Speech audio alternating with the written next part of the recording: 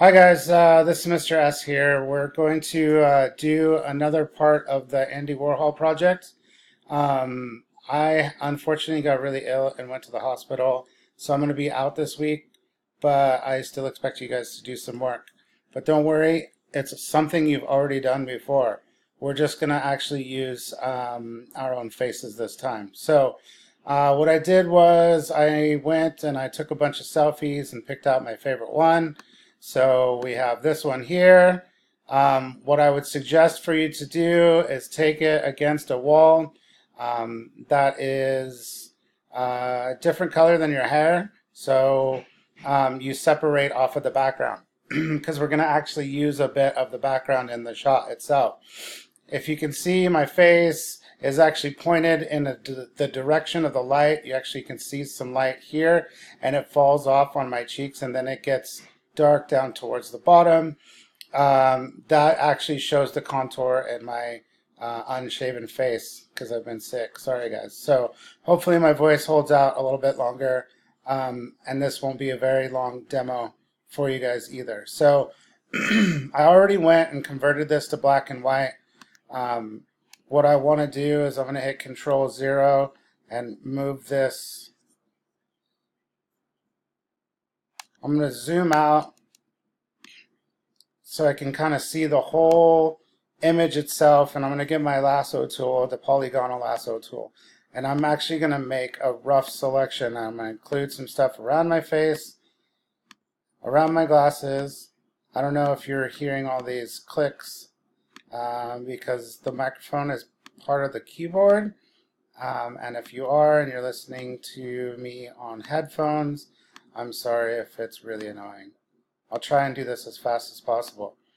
So what we're going to do is we're going to go and make a trace around our heads, and then if it's just your head, then just your head.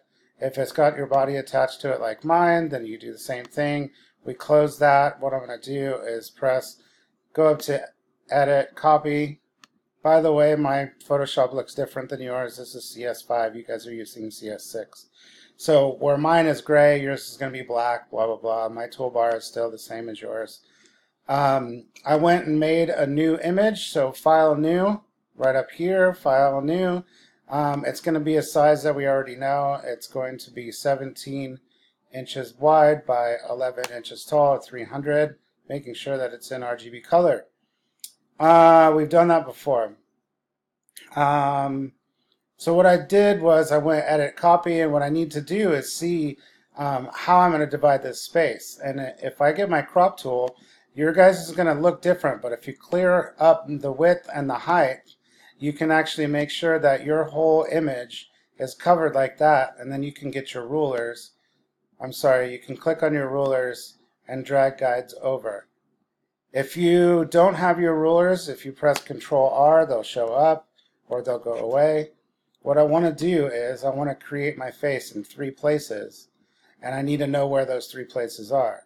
So if I actually hit the Escape key, which is on the top left corner of the keyboard, or if I just click into another tool, it'll ask me to crop the image. No, I don't want to crop it, but I still have those lines.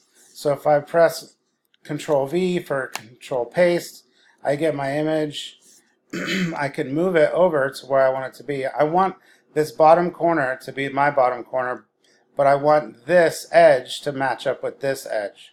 So in order to do that, I need to go up to Edit, Transform, and then Scale, or I can press Control T, and then I hold the Shift key down. Remember, hold the Shift key down, hold the Shift key down, and then I'm going to line up this edge with that guide.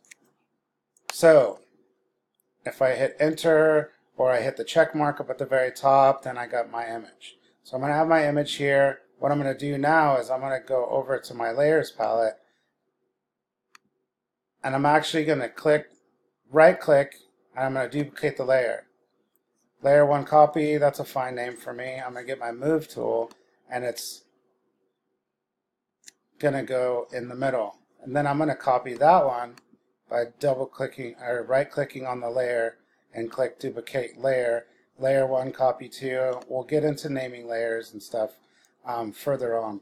but this is stacked on top. If I get my move tool and you'll see that I'm on that layer, I can move it over to there. So you're going to have 3 of you by the end of today, and then also you're going to be converted to black and white because we're going to use color over these anyways. So if I go back to this layer here, and what I do is I say, okay, which is the layer that I work on? I want to work on which layer. I make sure I click the eyeball on and off to make sure that I'm actually selected on that layer before I start working on it. So up at the very top where it says filter, I have to go into filter and then artistic and then cutout.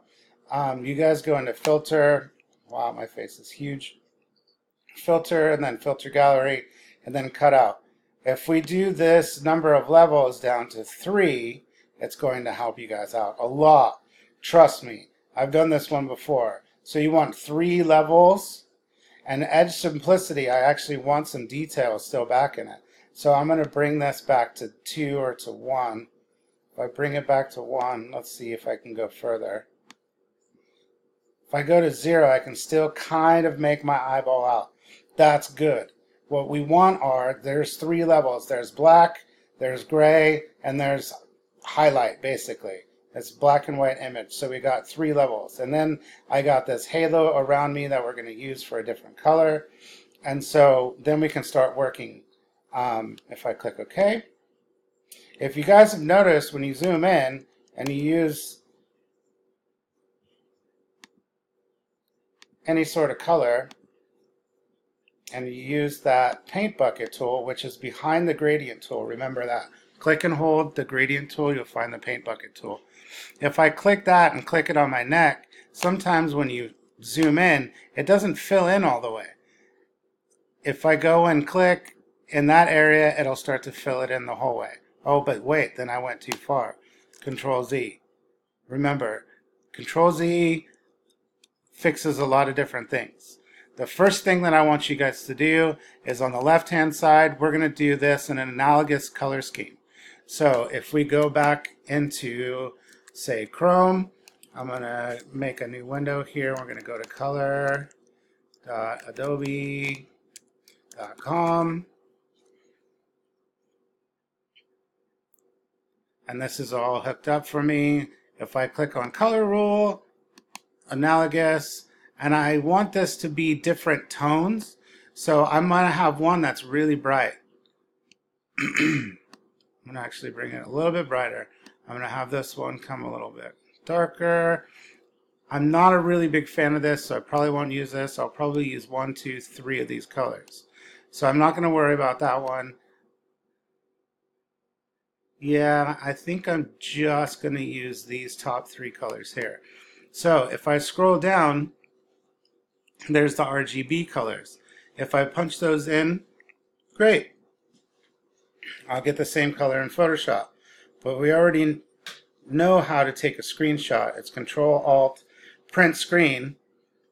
But for on a Mac like I'm using right now, I can actually do Command Shift and 4, and then I can actually draw a box around what I want. Tell your friends and your teachers that you want a Mac.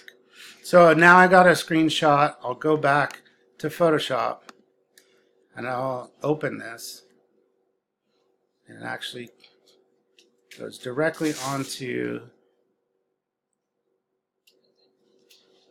screenshot. There it is. So we'll open that. So for a highlight, I'm going to use this color. I'm going to press the I key. It's also the eyedropper tool up here.